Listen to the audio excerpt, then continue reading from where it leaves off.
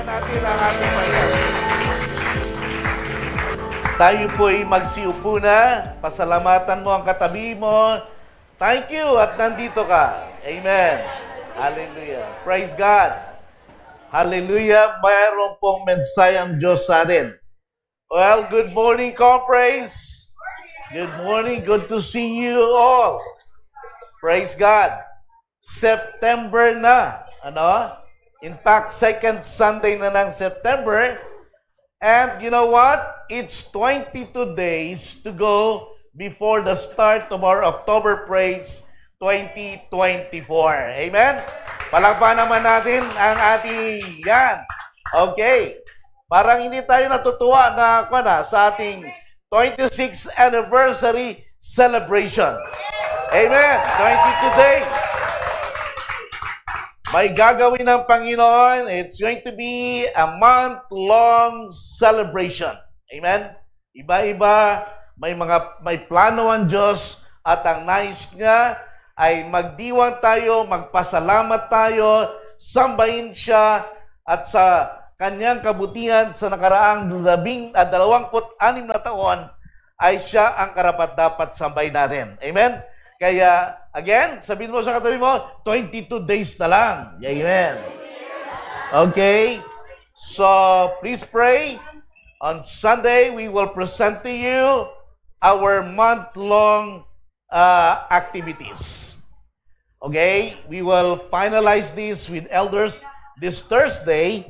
Kaya, at tayo po ay, magdiwang sa mga sa mga gawain ng ating Panginoon. Amen? So bago tayo magsimula ng ating bagong series sa ating mensahe ngayon, praise God for what we learned during our last series. Amen? Okay? May natutunan po ba kayo? Amen? About the end times or God's plan for His church in the last days. Maganda yun, yung timeline. God's plan, okay, for His church in the last days. Because in the end times, ano ba ang plano ng Diyos? What matters to God is His church. Okay? He's coming for His church. He will rapture His church. And, who are the church? Is it the building? Who are the church? Sino po? We are the church. Sabi mo sa katabi mo, you are the church. Amen. That's why when we say, Community of Praise Church is a local church, tayo po yun. Amen. We reflect the temple of God because we are now in the New Testament. We are now the temple of God. We are the church. Okay? Hindi po kukunin ni Lord yung mga magagandang buildings. Amen. Though buildings are important, but actually, we are the temple of God. He will come or He will rapture first His church. And we are the church. And I hope na tayo po ay kasama po doon. Amen. So listen, church, in the end times, let's look at our timeline because before we leave this, I'd like to make sure na may nakuha po tayo. Remember, we are now in the church age. Amen? So we are in the church age. We have a mission, and that is to go and make disciples. And that is to win souls for Jesus. And that is to share the gospel of Jesus Christ. That's the mission of the church. Okay? Sabi nga ng Panginoon, until this good news will be shared to anyone, to everyone, then the end will come. Okay? Kaya, meron pa tayong mission. Ibig sabihin, hindi pa siya dumarating dahil marami pang mga unreached, unengaged people groups na hindi pa naabot ng mabuting balita. Amen po? So, that's our job. That's the job of the church to share the gospel. Then, time will come when the Lord Jesus Christ will rapture His church. Dahil magkaroon ng tribulation, the Lord will rapture His church. We will meet Him in the air. Yun po yung rapture, And that we will be with the Lord forever. So, during rapture, alam po naman natin na ang maghahari dito sa mundo ay yung Antichrist. Amen po? So, pahihirapan ng mga tao, kaya may mga maliligtas pa rin sa second trip na ito. Ano? May mga second trip pa. Ang first trip kasi yung rapture. So pagdating ng Panginoon, pag ng rapture, yun po yung mga mananampalataya. Yung totoong mananampalataya. So during tribulation, yung may mga nag-alangan pa, may mga siguro sabihin natin nakarinig at sabihin totoo pala, gusto rin nilang maligtas ngayon. Amen? But it's going to be very difficult. Sabi ko nga, because of tribulation. Because of great tribulation, ang maghahari dito ay ang Antichrist. Okay? So, pipilitin ka nila magkaroon ka ng mark of the beast para ikaw ay maging kakampi nila, para ikaw ay patuloy na mamuhay dito. So, church, but after the tribulation, the Lord will come again together with the believers na na-rapture in their glorified bodies, and then we will reign. The Lord Jesus will reign for 1,000 years. Yun yung pong millennium. Okay? So there will be peace. Why? Wala si Satan and his cohorts. Sila itatapon doon sa bottomless pit. Ano po? Hindi sila manggugulo. But after the millennium, sabi nga doon, papakawalan siya, manggugulo na naman siya, mag-i-influence na naman siya, yung shaken yung kanilang mga faith, sabi nga doon, white throne judgment, those whose names are not found in the book of life will be thrown into the lake of fire. Amen? But after that, yun na yung eternal state, heaven. Okay? Heaven. So, I shared to you what heaven is like last time. Ano po? So, sabi nga ni Pastor Alex, di man natin ma-master ang bawat detail ng end times, but the preparation are of utmost important. Amen? Mga kwan nga para bang minsan meron pa nag-comment pa doon, di ba, Pastor Alex, ano? Sabi niya, why do you bother about studying end times when I believe you are no longer around when the Lord comes? What does it matter? Okay? What's your problem? Okay? So, hindi nga natin alam, di po ba? Para bang, okay, because we want to be prepared. Amen? So, dapat maging handa tayo. Amen? Church, let me emphasize again that the most important thing in that end time series is to know that Jesus is coming anytime and that your name is written in the book of life. Amen.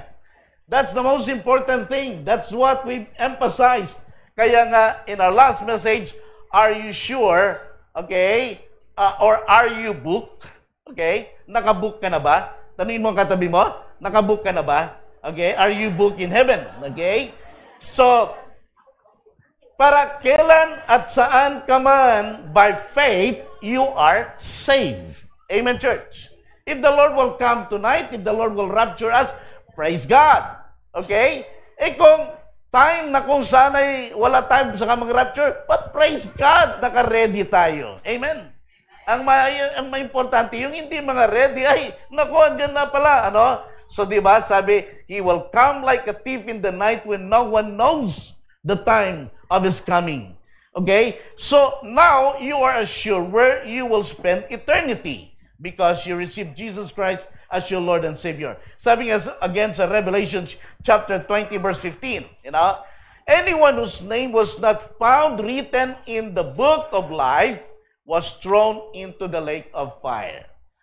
Okay? Luke chapter 10 verse 20. Sabi doon, however, do not rejoice that the Spirit submit to you, but rejoice that your names are written in heaven. Okay? So, magalak kayo na ang inyong pangalan ay nasulat sa aklat ng buhay. Nasulat.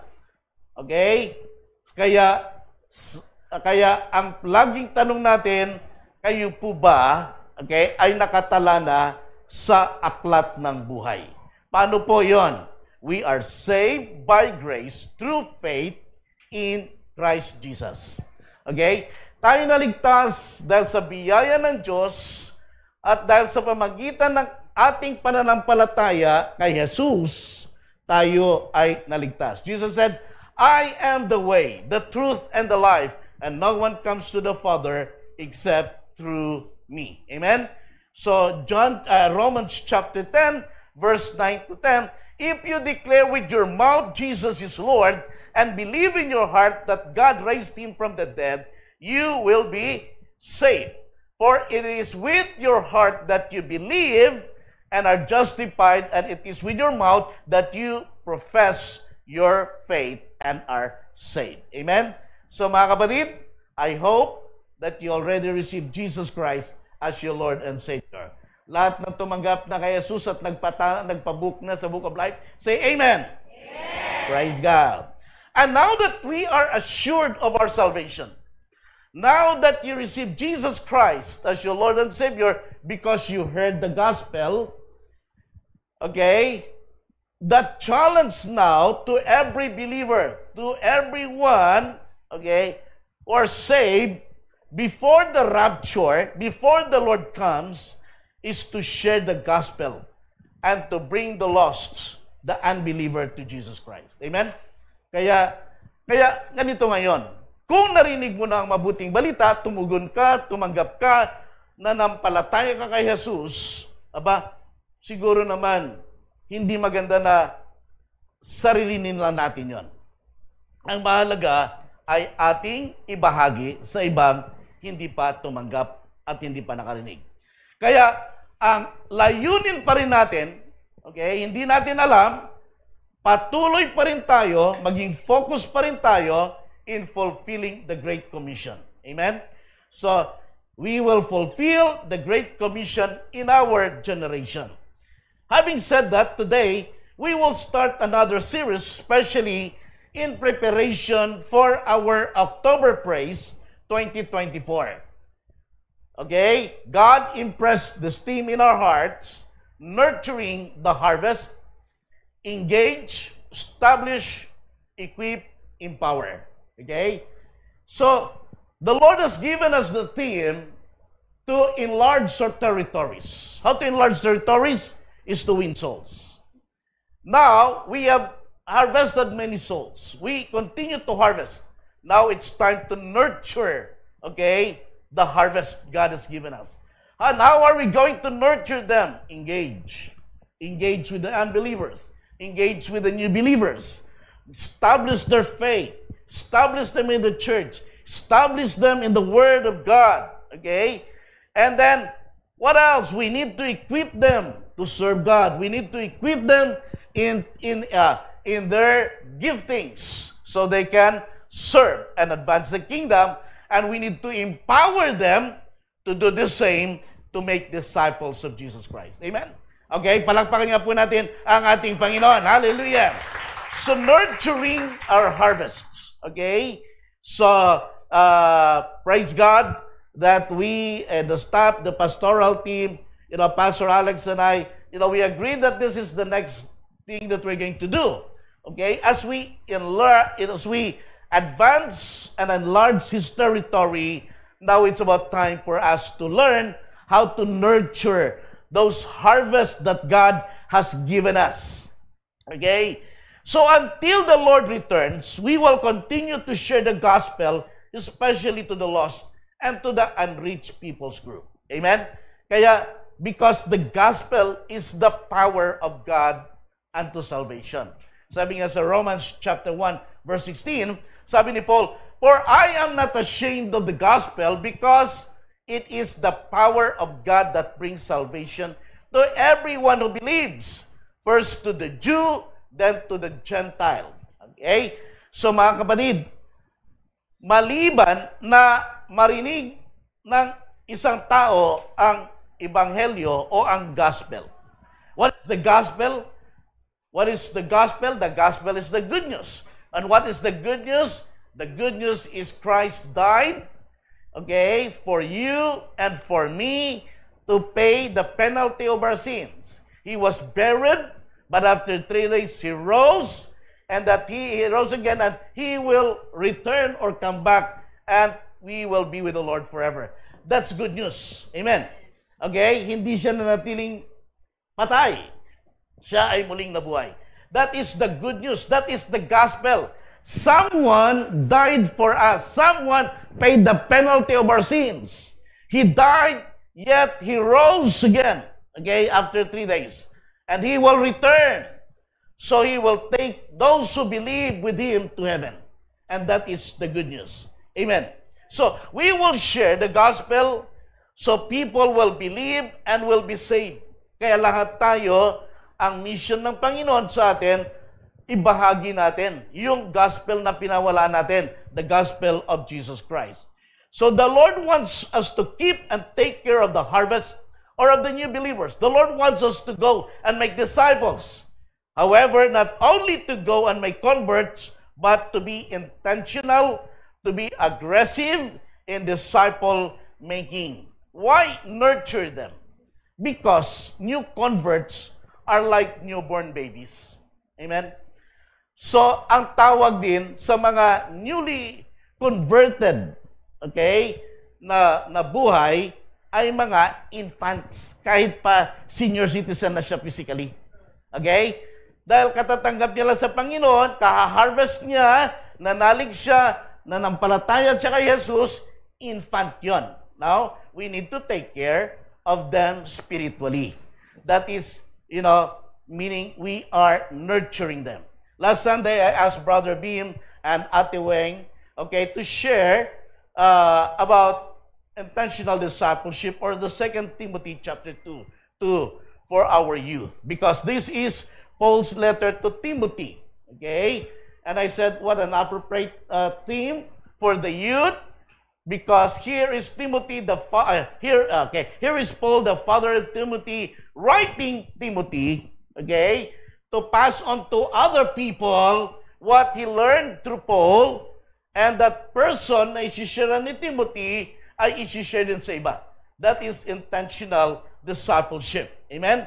This will be the direction God is giving to our church. Even as we celebrate October Praise, I told Pastor Alex, okay, as I asked him to pray about our theme, okay, and the committee, this is where God is leading us. Church, God wants us to develop and for us to become an intentional disciple-making church. Okay? It is not just, a passive ministry, but let us be intentional. By God's grace, He wants this church as a benchmark, a prototype, a disciple-making church for a small, okay, medium-sized church. I want to thank all of you for praying for me when I spoke in our federation in Jensen. So it was a national gathering.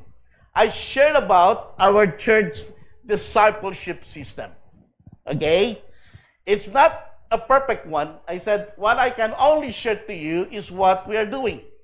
We cannot share to you what we do not have. Sabi ko. Okay? But simply to share what we're doing, it's not perfect, but we are improving. We will work on this together. Okay? Kaya, yan po, mga kapatid, that's what I shared.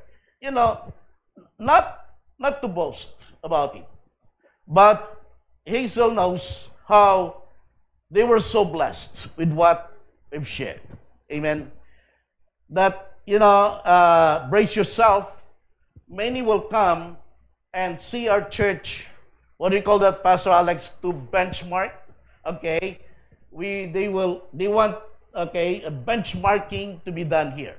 So how we do it, how we do 101, 201, how we do School of Ministry, School of Leaders, and School of Ministry. Okay? Alam nyo na yung materials natin, because I bought a copy, just showing them, after my talk, okay, so many of the pastors approach me and have a copy. Okay? Sige, para bang kahit ibenta ko 1,000, parang bibili nila eh. Oo, para bang ganun kahalaga. Kasi pastors are always like that. You know, I know that. I've been there before. When we were in Singapore, where's the materials? Where's the materials? I want to apply it. Okay? I want to do it. Para as if ganon. Okay? So, it's not that easy. Sabi ko. Okay? But, yes. Pero, syempre, alam nyo, pinakamabilis pa rin. Iba na yung BFF. Kasi, ang unang nakakuha, si Pastor Jesser. Okay? So, you know, Pastor Jesser, you know, I said, wala na sa akin, kay Pastor Jesser na. So, we'll try to send you a copy. And now, Visayas Convention wants to invite us, the team, to explain about how we are doing it, including cell leaders intern training.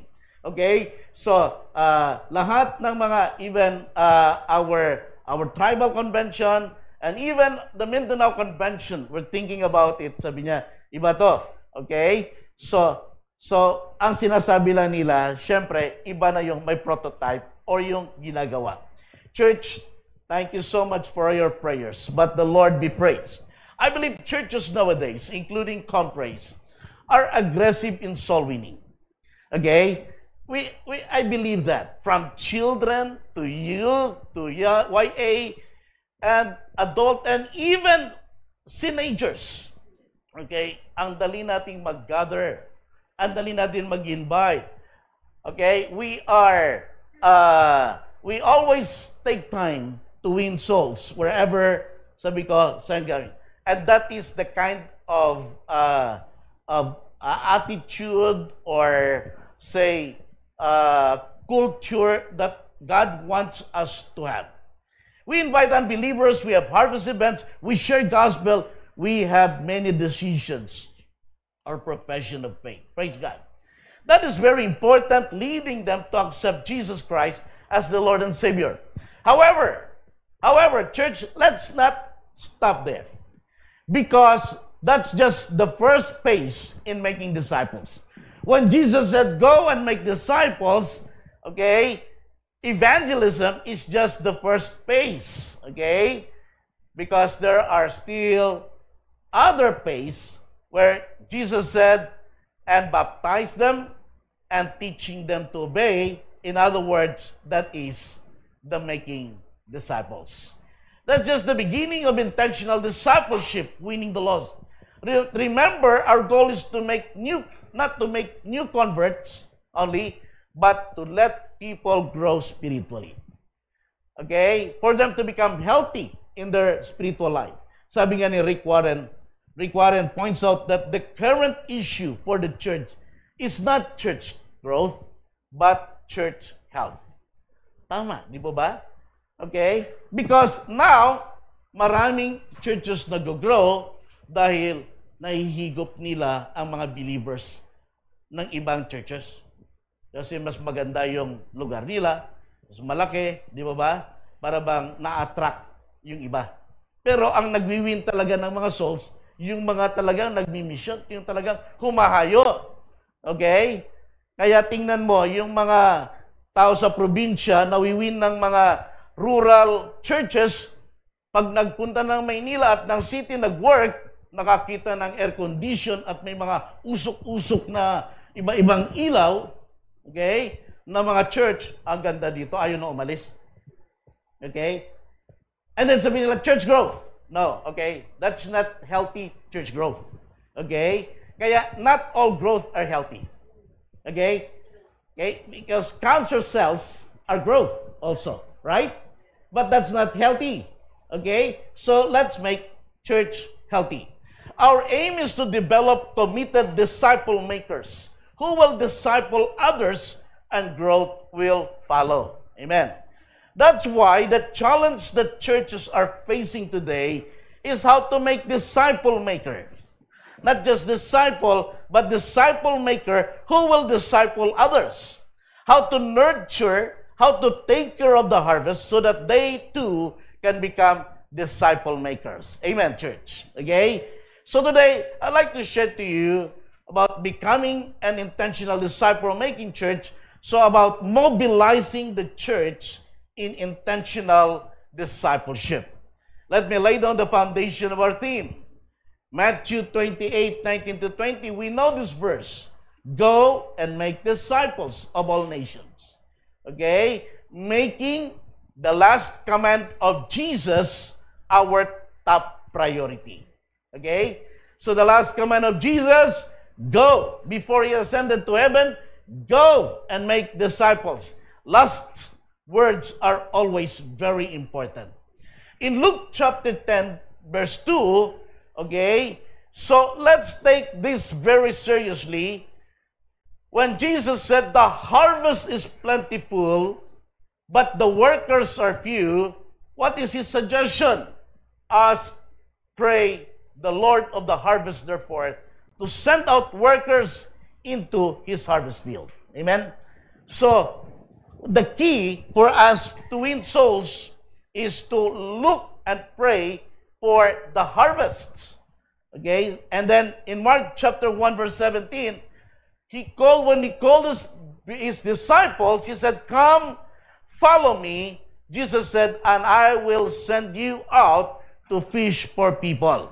Remember, kasi in Galilee, most of the hanap buhay or trabaho ng mga tao ay mga fishermen. Okay? Kasi ang Galilee ay, pag sinabing from Galilee ka, mga from di ka. So, mga mangingisda. And so, they know. But, God called them and said, I will send you out to fish for people. So, he called us to fish for people.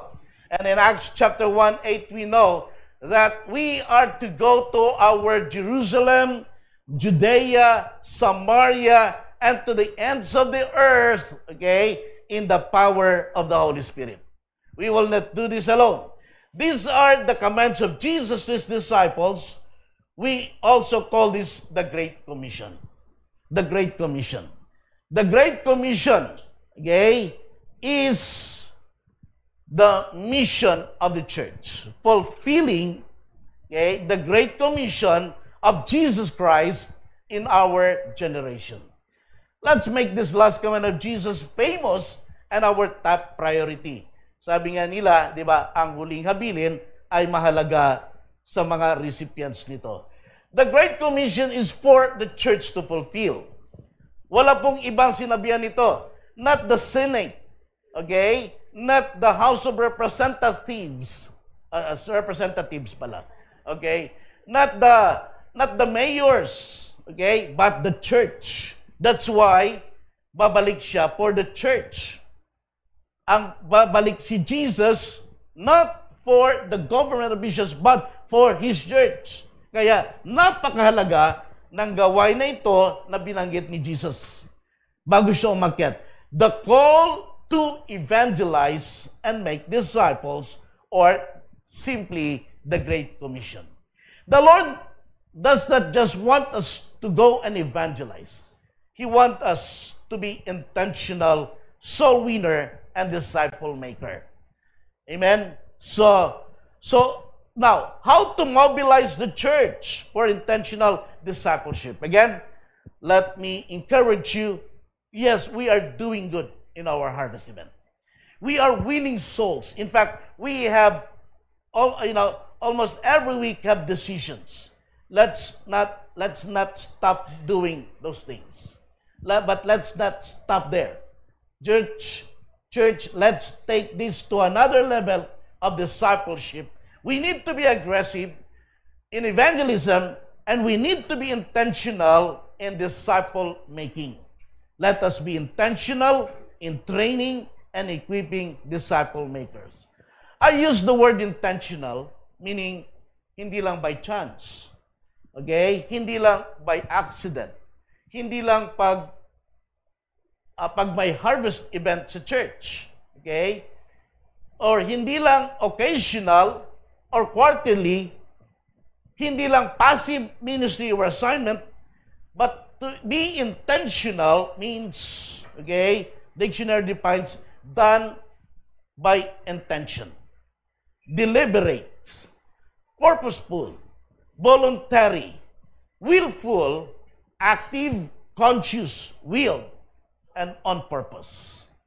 Kaya, one would say, intentional disciple-making church, number one, there is a clear church vision, mission, and strategy. Okay? So, fill up the blank there in your sermon notes. There is, okay, a clear church vision. There is a clear church mission, and there is a strategy. The intentional disciple-making church takes the Great Commission very seriously. Amen? Disciple-making, okay, is the core mission of the church. That's why if we want to mobilize the church to become intentional disciple makers, then it's important that every member, okay, bawat kabahagi ng church must know our vision, our mission, because this is very important. Okay? Ito'y pinag-aralan natin sa MRT 101 natin.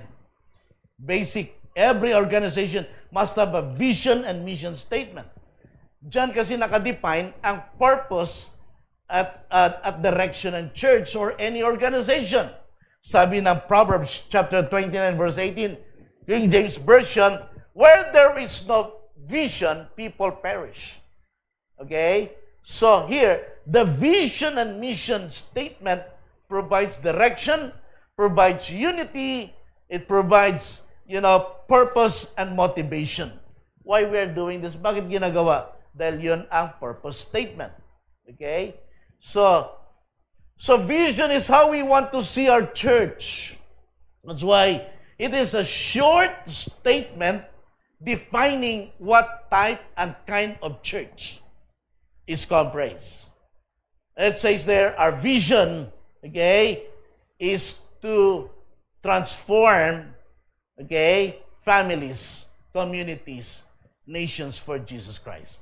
We want to be that kind of church that transforms people for Jesus. Mission is our marching order, our purpose. Okay? The church does not merely go through the motions of carrying out its programs. It must be purpose-centered. It is aimed at bringing people into the right relationship with God. Maturing their walk with the Lord, Kaya nga, lagi nating tayong bumabalik sa ating mission, vision. Nandun pa ba tayo? Ginagawa ba natin ito dahil andun? Okay? In our staff meeting, I always ask, them to write the purpose, every goal, every activity, and ministry that they are doing. At paulit-ulit na ito. Okay? Na kung saan like children's church, why do you need this ministry? Why are we going to, bakit natin gagawin ng VBS? So give, your goals, purpose. In that way, it's easier also for us, to strategize and at the same time to evaluate what we have done. Kasi babalik ka lang sa purpose mo. Amen. So if that purpose is part of the big picture of the mission order, then that's when we say, yes, let's proceed. Having said this, the leadership of the church, the interleadership, ay nagkakaroon ng tinatawag na vision casting. Yes, we must own the vision. You need to commit to the mission. Your heart, your will, and your strength, must also be for the purpose of the church or the mission order. Kaya nga, meron tayong tinatawag na mga vision casting. As we plan for the year, our vision and mission, again, as always, is our guide. Sa totoo lang, ang tanong ay, malinaw ba? Kaya kung hindi, yun ang medyo inaayos natin. In fact, I asked Kuya TJ, medyo matagal na ito, pero tinitingnan pa, to put these statements on the walls to remind us always where is the best place for us to do this. Okay? Kasi isa sa mga reasons kung bakit di nasanay ang mga member to evangelize, to make disciples, is because, okay, the vision and mission is not clear. Okay? Again, dapat may clear vision and mission statement. Dapat bawat miyembro, okay, ay nakikialam nito. You cannot be mobilized until, okay, you put this in your heart, as this is my marching order as part of the church. Number 2, disciple making is the core mission of the church. When Jesus said, go and make disciples, again, the intentional disciple-making church takes the Great Commission very seriously. Okay? That's the order. That means that everything in the church ministry revolves around the intentional purpose of making disciples of Jesus Christ. Dahil ito ang kanyang babalikan. The Lord Jesus Christ trained 12 disciples, and praise God, they turned the world upside down. Praise God for their faithfulness. Kung alam niyo lang kung paano sila pinipersecute at kung paano sila namatay, you know, you can study about how the early disciples, you know, faced their death. Yung iba nagiging parang fish fillet. Yung iba binaliktad. Yung iba pinako din sa krus. Yung iba sinunog. Yung iba pinugutan ng ulo. Pero hindi sila huminto. And that's the reason why up to this year, okay, after 2,000 years, we are still here. Okay? And it's our time. It's our generation. Okay? It's our mission now. Okay? Ang susunod na henerasyon ay nakasalalay sa ating faithfulness in bringing the gospel to others. Hindi dapat ito nahihinto. Our church must be purpose-centered. It is aimed at bringing people into the right relationship with God and maturing them in their walk with the Lord Jesus Christ so He can change the world through them. Kaya nga, tingnan nyo, sabi ko, lead people into the right relationship with God and mature them. Kaya nga meron tayong tinatawag na MRT, you know? Ang tawag sa equipping track natin. Maturing relationship track. Our goal for every member is to become mature in his or her relationship with God and with others. Or others call it to love God and to love people. Okay? So, our relationship is very important. If we can just review our mission statement, it says here, pero hindi pa nakakaalam, you can take a pictures of this. By God's grace, we exist to honor God. Okay? Sinama natin yon para alam mo na ito ang dahilan kung bakit tayo nag-exist. We exist to honor God and to advance His kingdom. How? By sharing the gospel, making Christ-like disciples, developing leaders, and planting churches all over the Philippines and beyond. Pag hinihimay-himay natin ito, to honor God means to worship God, to love God with all our hearts. That's why that's our primary purpose. Okay? There are many forms of worship. Then we advance His kingdom by sharing the gospel to the lost. That is evangelism. Win the lost for Jesus through the gospel. Making Christ-like disciples, developing their character. Okay? To establish their faith, develop Christ-like character, and equip them for ministry. And, sabi natin, developing leaders because we are a cell group church. We want people to grow as a leader. Okay? And because we are planting churches, we develop leaders. Planting churches, empower them for missions and outreaches, training homegrown leaders and pastors to do the mission. Kaya yung ating 101, 201, 301, 401, okay, the 301, we are about to start our 301, kaya mamaya magkaroon tayo ng recognition. By the way, sa mga nangangailangan ng mag-makeup class sa 201, before you can receive your beautiful Bible, may makeup class mamaya bago may mag-recognition. Amen? Okay? So, that's very important. So we can start 301, and then we can start also 401. 301 is about empowering you for your gifts. 401 is about our missions, doing missions. Okay? So, praise God, because the Lord has given us the work, okay, His work for us to do. So, disciple making, okay, is the core mission of the church. Number 3, mobilizing, there is an aggressive and responsible evangelism. If responsible evangelism, sabi nga dito, go and make disciples. Alam nyo, sa Great Commission, I will share this later, that there is only, one main verb there, and that is to make disciples. And the rest are participles in making disciples. To baptize, to teach them, to go and make disciples.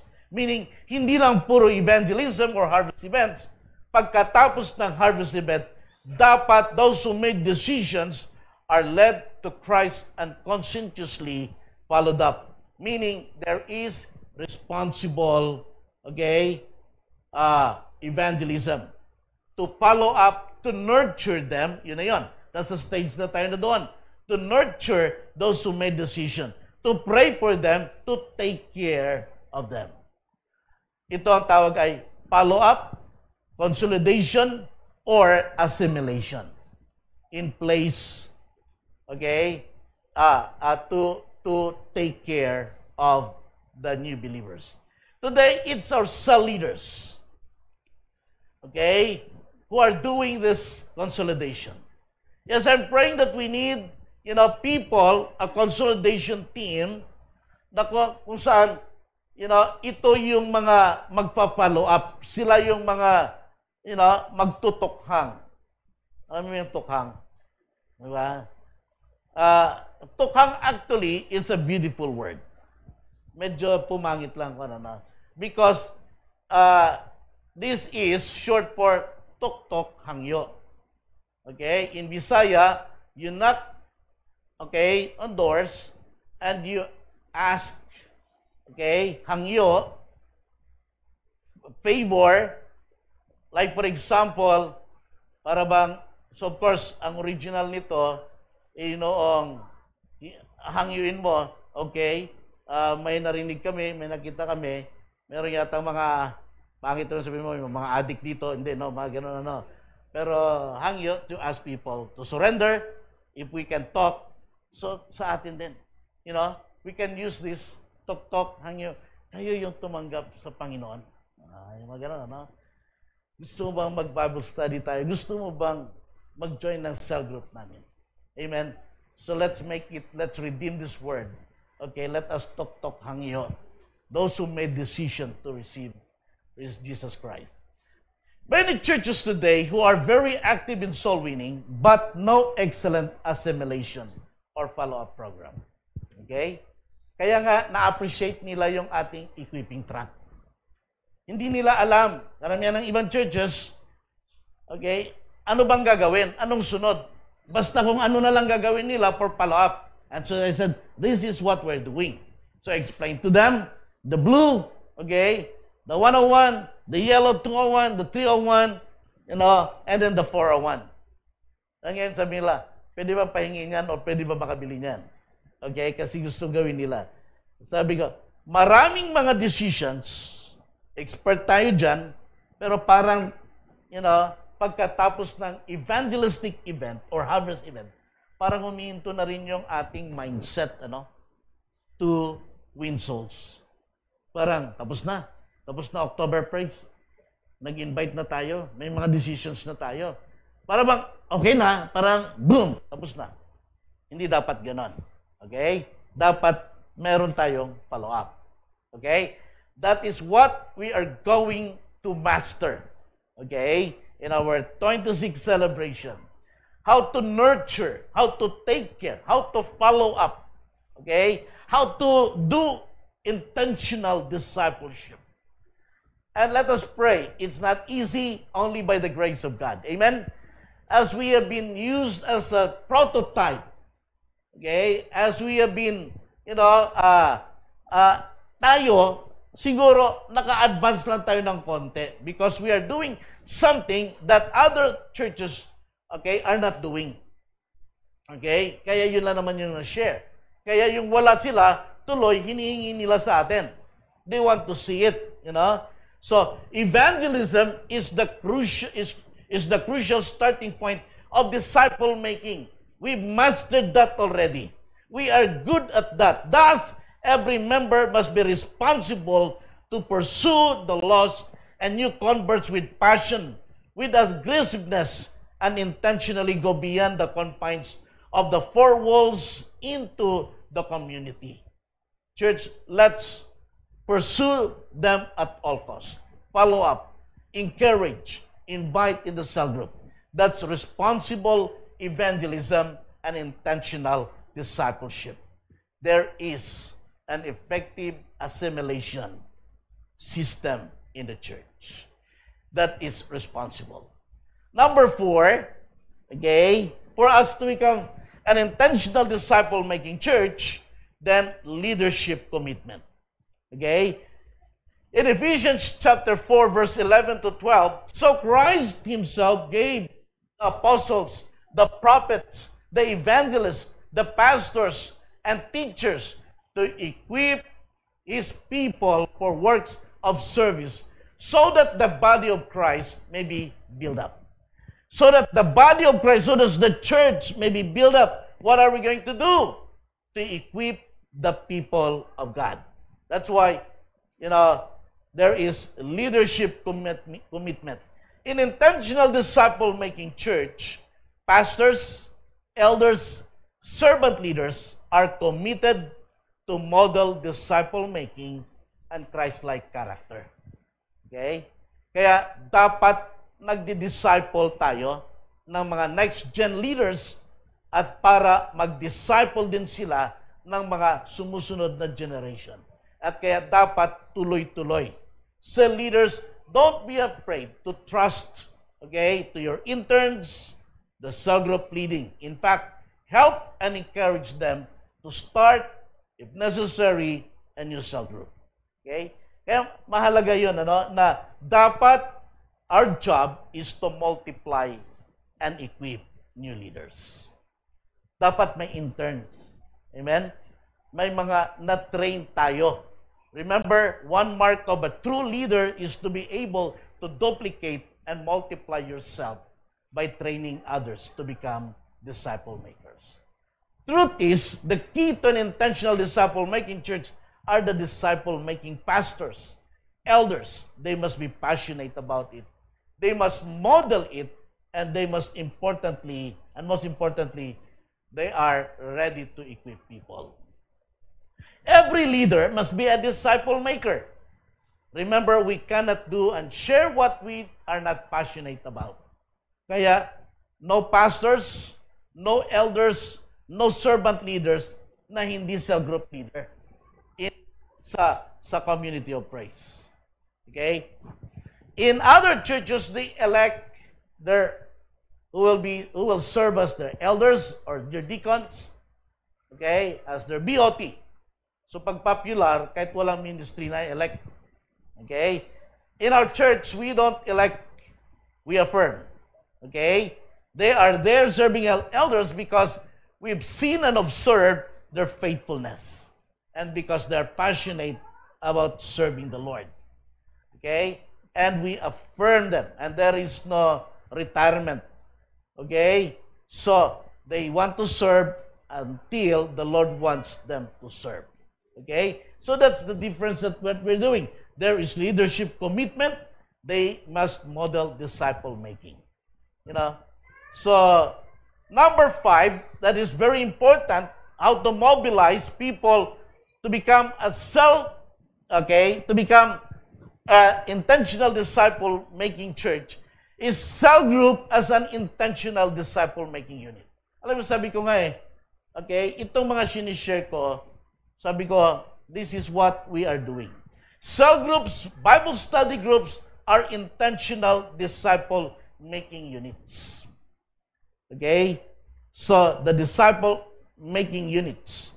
The disciple-making church must have an expanding network of cell groups. They are the building block of the church. They are essential for our growth. The cell group network is the infrastructure and the strategy for mobilizing in discipleship and in discipling others. Kaya nga, let's turn our cell group as a disciple-making unit where people will be trained, okay? People are equipped, dapat hindi lang maintenance or exclusive group. Tingnan nyo sa Acts chapter 2, verse 46-47. This is the closest example of a New Testament church. This is why, we are into cell group. Because sabi dito, every day, they continued to meet together in the temple courts. That's cell group. Okay? Every day, there are cell group meeting, okay, in community of Praise Church. Okay? May mga night pa nga na, or day na 5 yung nag-meet. Okay? Yung Tuesday lang, ilan, di ba? Okay? Just seniors ni Sister Ludi, yung cell group namin, si Brother Silio may Tuesday, sila Sister Telma may Tuesday, sino pa yung ibang mga Tuesday? Kasi makita ko yun sa report, And so, that's when we sunod-sunod. Also, is Wednesday, the YA, yung kina Brother Ed. So, there are different meetings. Every day, they continued to meet together in the temple courts. They broke bread, okay, in their homes and ate together with glad and sincere hearts, praising God, worship, and enjoying the favor of all the people. Ito ang key. And the Lord added to their number daily those who were being saved. May mga nadadagdag. It is intentional. Hindi lang by chance or accident. Kaya we keep on inviting, okay, to join people, our cell group. Hindi lang accident, but maging intentional. Ito na yon. The Lord added. How is that? Paano mangyayari yon? Okay? Because, they purposely, okay, invite, and the favor of the Lord is there. Sila yung original talaga na intentional disciple-making church. Yung sa Acts chapter 2. Can you imagine? Every day, the Lord added to their number. May mga nasisave, may mga nadi-disciple. Hallelujah. Imagine if, sabihin na lang natin, 40, 50 cell groups of comprise and every day. Yesterday, praise God, kasi per report, the young people, 70 plus, 76, palakpakan naman natin ang ating mga young people. Okay? So 76, with the average, sometimes nag-average sila ng 50, But, okay, so after their last Sunday's anniversary Sunday, so yung mga nag-respond, yung mga na-invite nila, so they are now nurturing, they are now doing follow-up. Praise God for you young people. Okay? So in turn, nakalagay pa rin doon, 20 small groups. Kasi 20 talaga ang small groups nila. So ba't hindi dumami? Kasi hindi naman nag-create ng cell group. Andun sila. Yung mga cell group nag-invite. Okay? By the way, the youth, they converge every Saturday, but in the small group, they belong to a cell group. Okay? So sa cell group sila yan. Kung may Sunday, may Saturday, nadadalawa lang sila, tatatlo lang, dahil maybe ang cell leader hindi nag-invite. Okay? Hindi nag-follow up. Okay? So yun ang consequence nun. But pag may masisipag, kaya makita ka bakit may mga 5, 6, may 10, masipag yun. Okay? Amen, church? Kaya youth, alam nyo na. Amen po. Okay? Maging intentional. Kaya yung mga in-invite, i-follow up, i-nurture, at talagang regularly, okay, sila po ay maging part ng isang cell group na disciple-making unit. Okay? Dapat hindi lang maintenance or exclusive. Our cell group should not exist merely to have cell group meeting, but for each core mission of making Christ-like disciples. Kaya ang ganda ng verse 47, and the Lord added intentional discipleship. Cell group must also multiply corresponding to our numbers. Okay? Kaya dapat dumadami ang leaders, dumadami ang small group. We cannot be a disciple-making church if we don't have network of cell groups to cater the needs of the believers. You know what? I said this at namangha po sila. I said, I don't know, but in our church, maybe 98% of the regular attendees on Sunday is part of a small group. Gusto ko lang i-test ngayon kung hindi ako nagsinungaling. Okay? Pwede ba? Not to, hindi naman para ko na, but we want you to be part. Lahat ng may cell group, pwede bang tumayo kayo? Small group, Bible study group, youth, adult, seniors. Sige po, lahat ng umaattend ng cell group, pwede bang tumayo kayo? Okay? Huwag kayong maya yung hindi talaga umaattend. It's okay, you know, kasi yun ang purpose. Tamba, lahat. Ate Anchi, hindi ka ba umaattend ng cell group? Okay, nakuha nyo. Lahat ng nagsi-cell group, tayo kayo. Okay? Kahit saan cell group nyo. Pa? Okay? Nakuha na po ba? So, lahat ng nakaupo, wala pang cell group. Now, alam niyo na kung sino yung imbitahin natin. Okay? Not to embarrass you, no. Okay? But we love you so much. I know, hindi lang nakahanap pa ng sinasabi nating right, ano tawag nito?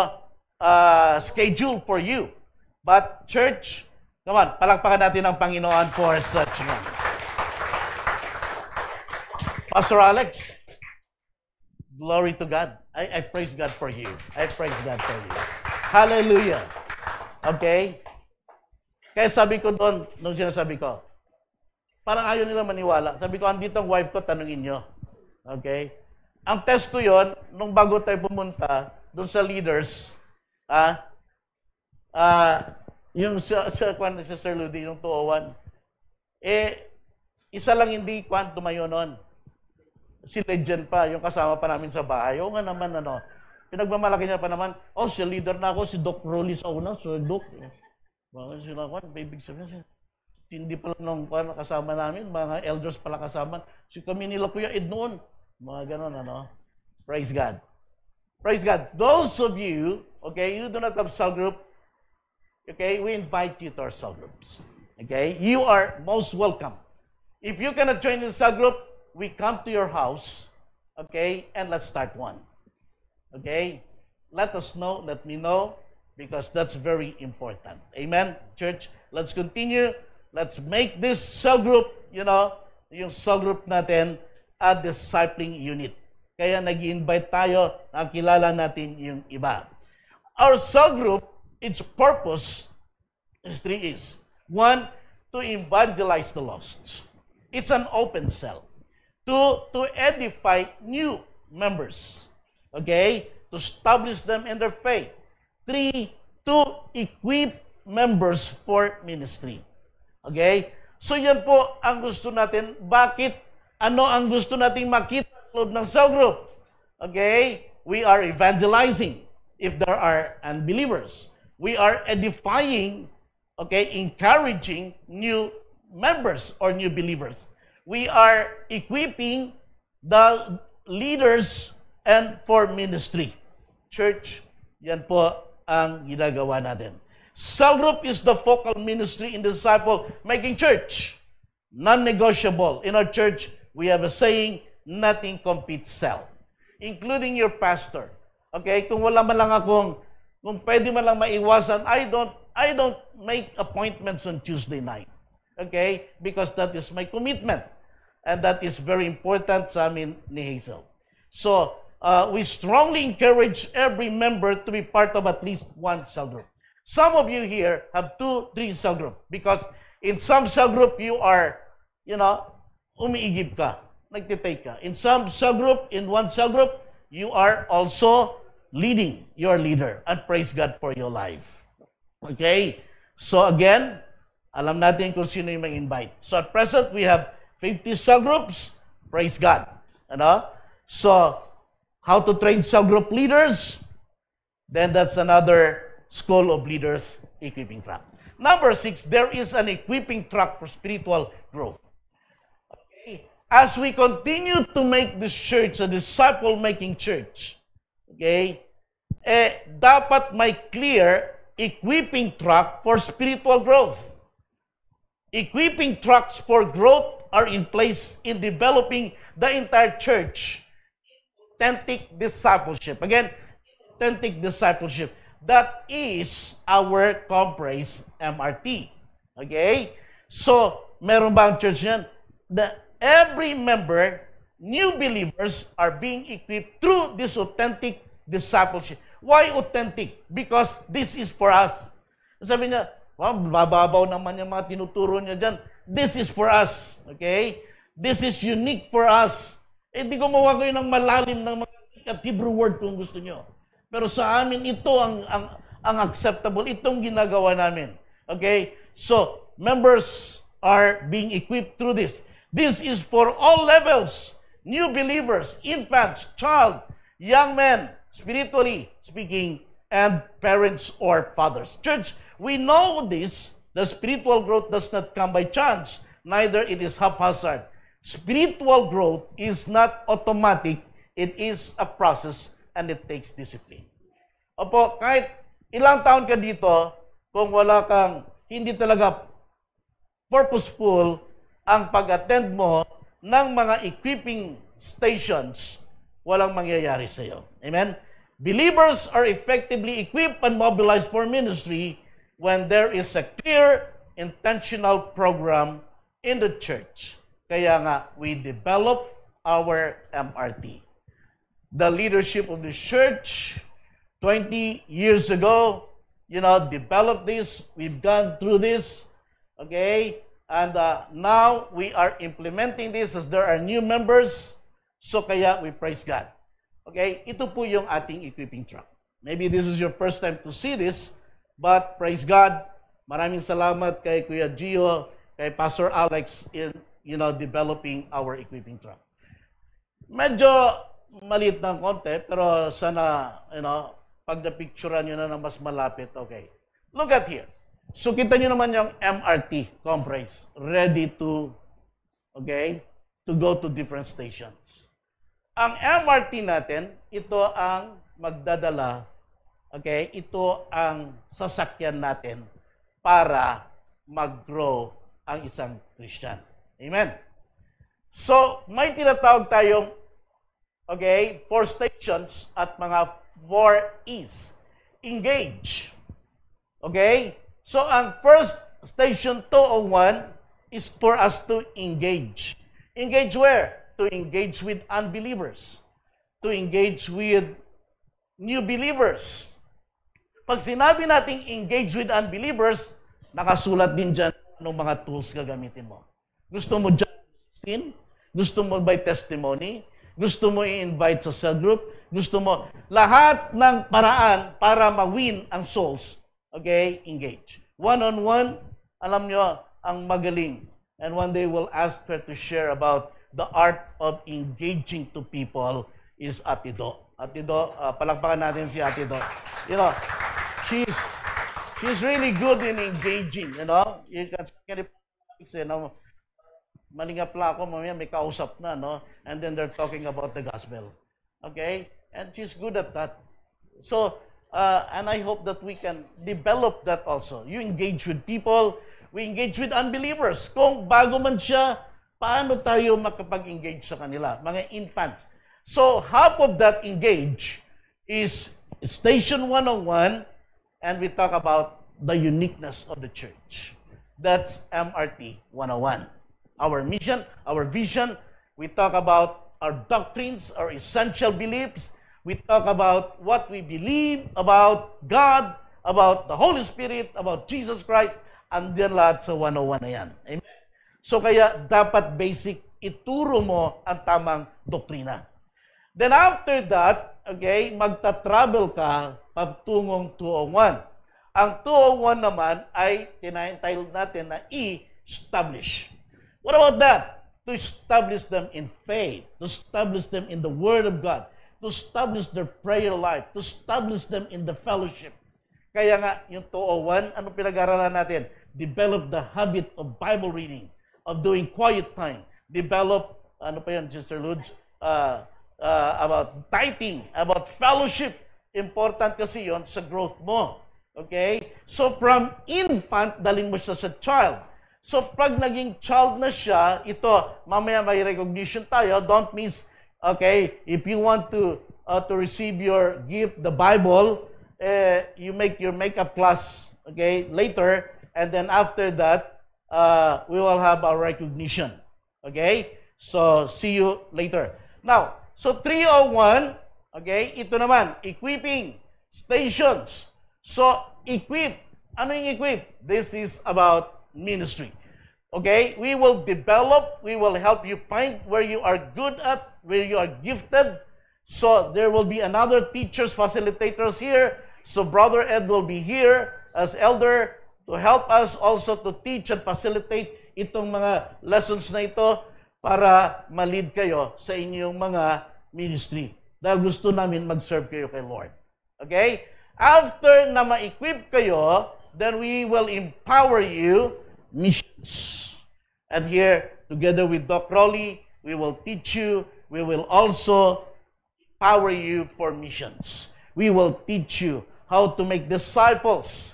And then iikot lang yan, naiikot. Next year, we're going to do the same. Again, hindi lahat, okay? Hindi na kung pwede nyo nang hindi umatid yung mga bago. In other words, meron tayong stations. Meron tayong ipakain, appropriate sa growth ng mga believers. Amen po ba, church? Okay? So this is ours. This is unique. Okay? This is authentic for us. Kaya nga, yung mga lessons natin, gusto nila gagamitin din. Sabi ko, hindi, pwede nyo gamitin, pero baka yung system hindi nyo malaman. Amen? Because this is how we do it. Okay? Then after that, there is another level of equipping called the School of Leaders. After the 401, you will be invited to the School of Leaders. School of Leaders 101 is our cell interns training. Okay? Cell group interns training where you are taught how to lead cell group. Okay? 201 is about cell group management. Okay? Advanced course. 301, we just, katatapos lang ng 301 natin, Lourdes, and this is about, the character, the principles of the ministry, and this is, the life and character of a leader. Okay? So yun po hanggat magiging 401. After that, gusto mo pa mag-aral, meron naman tayong SOM. O, di ba? Okay? Nasa seminary school ka na. Pero hindi mo kailangan pumunta ng seminary dahil dinala na natin ng seminary dito. Amen po? Hindi naman magpapasok kahit hindi ka magpapastor. Gusto mo lang matuto, mag-grow.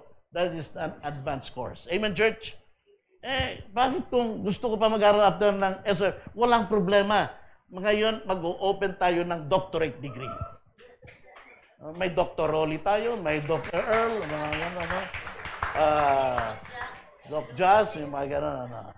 Okay, no. I just talked to a seminary school in Davao. Okay, yes. We will make this as a center for those who wants to go in advanced studies about doctorate degree. Okay? So listen, church. There is always a way for us to grow. Hindi tayo maubusan.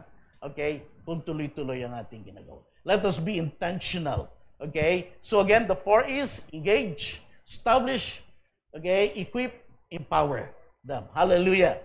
So, church, what is our desire? Because we want to see spiritual multiplication.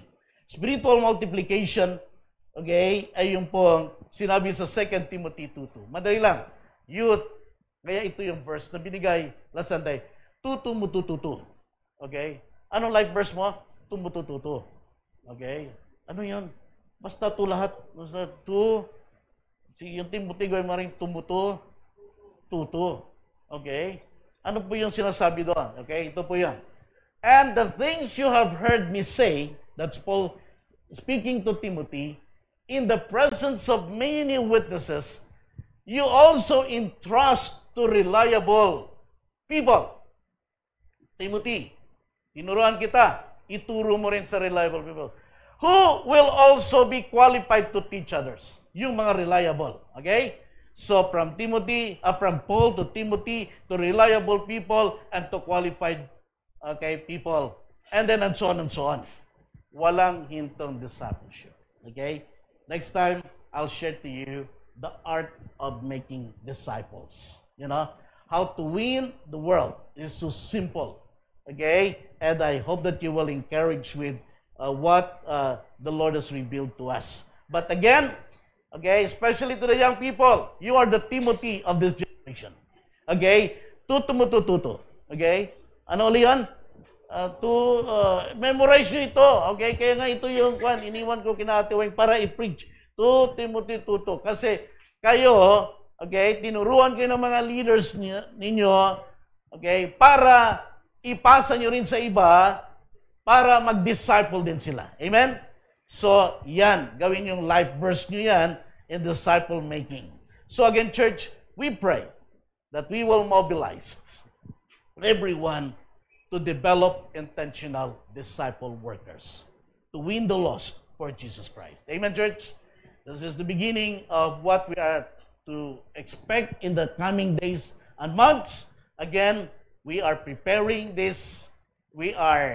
Tayo po ay nagle-level up sa ating discipleship. Let's make it intentional. Let us develop Christ-like disciple maker in different sectors of our society, in arts and entertainment, in business sectors, in education, in our family, in our media, in government, in military, or even in the church. Let us develop. Our goal is for every believer becoming an intentional disciple maker. Amen? Okay? So, our goal is for every believer. Are there believers here? Amen. That every believer, every church member becoming an intentional disciple maker. Hindi lang mag-disciple, kundi mag-disciple ka ng disciple maker na mag-disciple ng iba. Get a church? Hindi lang mahinto sa atin ang pagdi-disciple, yung dinidisciple natin, makita mong nagdi-disciple din siya ng iba. Can I hear amen? Hallelujah. Let's give glory to God. Palakpakan natin ang ating Panginoon. Hallelujah. Glory to God. Let us pray. Raise your hands to the Lord. Lord, we are so excited for what you're going to do through your church. You are the head of this church. I pray, Lord, that you continue to make your church as a prototype for small, medium-sized church, where equipping trucks are in place, where leaders are committed in your Great Commission, where members are also discipling young people, children's church, young adults, are aggressive and intentional in disciple making. Lord, we're so excited for how you're going to use your church as a beacon of light. Thank you, Lord, for the wisdom, the understanding that you're giving to the leadership of this church. Salamat, Lord, for you have blessed this church with committed Christ-like elders, servant leaders, who are obedient to your will and to your Great Commission. O Lord, bless them and use them. Empower them, O God, all the more for the sake of this generation. Salamat, Lord. Salamat maging sa mga kabataan ng church na ito. Salamat as they're responding to the challenge. Lord, help us to truly equip them, disciple them to become disciple makers. Salamat. I pray this with thanksgiving in Jesus' name. Amen.